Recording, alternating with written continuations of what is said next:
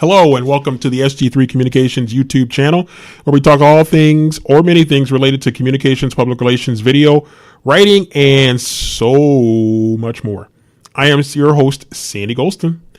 Thank you for joining me here tonight. As a reminder, you can check me out on a variety of social media platforms, including Facebook, Instagram, Twitter, and of course right here on YouTube.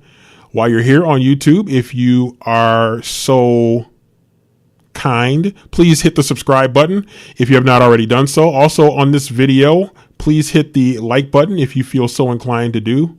And hopefully that will draw some more people in to join in the conversation and have a good free exchange of ideas and things that can help you, as we can all help each other to become better at being the best that we can be. With that, today's topic is the 7 habits of highly effective authors. Now, as many of you out there have probably dreamed of writing the great American novel that will make you the next J.K. Rowling, that will make you the next Stephen King or Harlan Coben or whoever it is that you want to be. You probably have thought about that. You might have even started it. You might be halfway through it. You might be finished.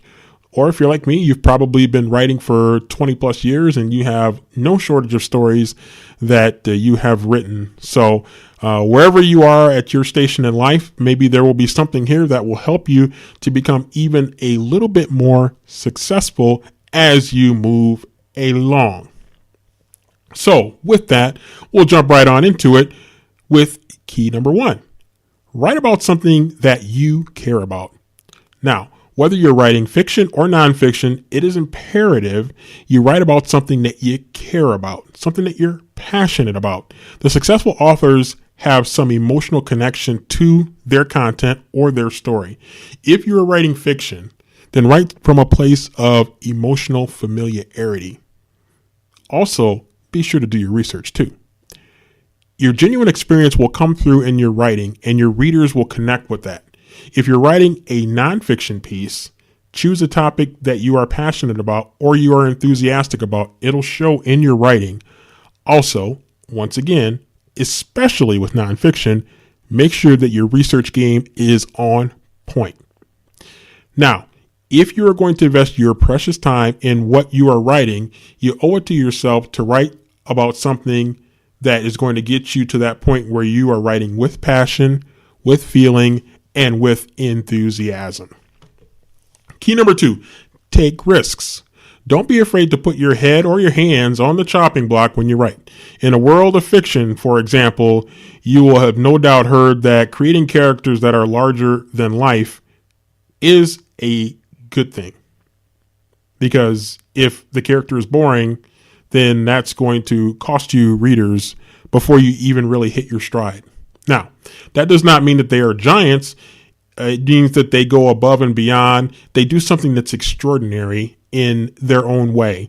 They are in stereo, and it helps to amplify the things that they are doing, and it makes them that much more interesting to maybe a broader range of readers that might take up your work that you've put so much of your time, energy, heart, and soul into. Now, from a nonfiction writer standpoint, it's time for you to take a stand. People want hard opinions. I learned this myself when I was a newspaper columnist and I used to write columns, that I wanted to make sure that I had a hard hitting opinion, something that was going to provoke some thought. Now, it was going to be well researched, but it was going to be a strong opinion. That's what you need to bring to your nonfiction writing. You need to write with conviction and you need to write with vigor. No one listens to someone who writes meekly or with a wishy-washy hand. In other words, don't try to walk the line. If you're going to write a column, for example, for a newspaper, make sure that it's something that makes a strong perspective. The same is true with your nonfiction writing. Make sure that you're writing something that has a strong opinion that's going to either validate what some people are thinking or it's going to challenge what some people are thinking. All of the greatest journalists are the ones who are not afraid to speak their minds. Get into the habit and you will be well on your way to being the next great journalist or the next great nonfiction writer or the next great fiction writer. Key number 3, plan. This is definitely the most ignored, but equally the most important phase of the writing process. So a lot of times you want to just jump right on into it, but planning is an essential part of the success that it'll take for you to be a good, steady writer. Writers like J.K. Rowling, of the Harry Potter fame, took 5 years planning the entire Harry Potter series. 5 years. Now, you may not want to invest 5 years, and you may not have to in your own way. It might be 5 months. It might be 5 hours. Maybe it's even 5 minutes. But take time to plan what you want to do. Think it through beforehand, because there's going to be times when you're writing and you're going to be winging it a little bit, or you're going to go in different directions, or the story is going to change. Your characters are going to develop and they're going to take you in a different direction. That's going to happen. But if you plan and you understand your character, what your characters are all about, that's going to help you. If your character starts to evolve a little bit, the better you know that character, the better you'll have that character evolve in a way that makes sense not only to you and will make sense not only to your reader, but also makes sense for the character that you've created. Write every day. Key number 4. Joyce Carol Oates said that she would write even when her soul felt as thin as a playing card, because somehow the act of writing would set it all right. And I feel that way too. I write, and it really is something that uplifts me. It energizes me. It gets the creative juices flowing, and it makes things feel a lot better. So even if I'm having a crappy day, I can come back, set at my computer, set at my laptop, start to write, and I can create things that really get my mind going, that really get me fired back up, or that help me to relax from maybe a stressful day. And so get that writing routine going. And even though it's going to be tough and you might not be able to crank out 2,000 words a day, you might be able to crank out 500 words. You might be able to crank out those few hundred words that are going to make all the difference in the world, not only to you continuing to stay in a writing rhythm, not only to you keeping those creative juices flowing and keeping your creative legs exercised and in good shape.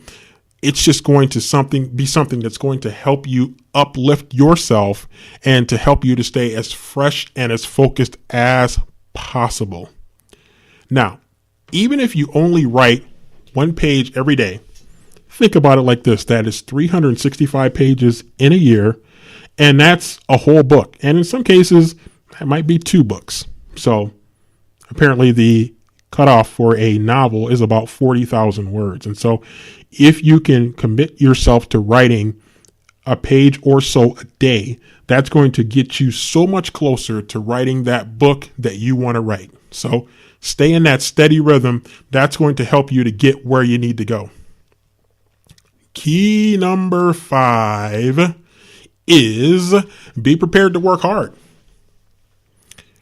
John Grisham, the great writer who writes a lot of kind of courtroom type dramas, and I've read several of his books, including The Pelican Brief.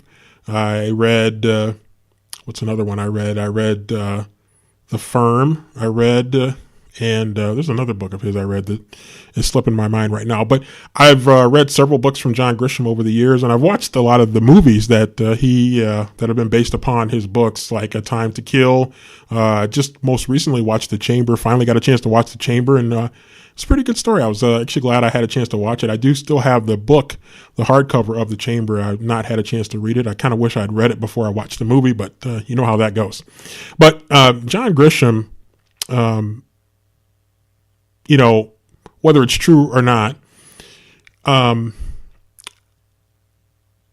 he is a person that is really put in a lot of work into what he does. And, he writes from a legal perspective. And so, that requires a great deal of research on his part to be able to be the kind of writer that he wants to be. And he has written some good ones. And I actually need to catch up on my John Grisham reading now that I think about it a little bit more. But there's a lot that goes into it, and he prepares and really puts a lot of time and energy into knowing what he's talking about. And there's some complex issues that are going on and some legal things that, people are waiting for him to say or do something in one of his stories that doesn't make sense, so they can go ahead and jump on him. And he basically knocks that away by making sure that he is fully prepared for what he is doing. Janet Evanovich gets up and writes every morning at 5 a.m. Now, it's really tough for me because I'm usually still sleeping and hoping for another couple hours of sleep at 5 a.m. But hey, that works for her. So find what works for you, but prepare and be ready to work hard. So preparation, hard work, that's going to set the stage for you to be successful at your craft. Number 6, persistence. Stick with it. There are going to be times where you're going to be frustrated, where times you don't feel like getting after it in terms of your writing. There are going to be things that are going to be in your way. It's going to be like you're running the 110 hurdles and there's just one hurdle after the next, after the next, after the next. And you have to keep clearing those hurdles to get to that finish line. So think of it as running the 110 hurdles and that you're going to have to overcome those obstacles to get where you need to get. Winners never quit. Quitters never win. Key number 7, let it go. When you have written your article, your book, your screenplay, or your nonfiction work, whatever it is, get it submitted for publication or approval, and then let it go. And sometimes you might have to step away from it for a little bit and come back to it if you're still in the editing process, for example.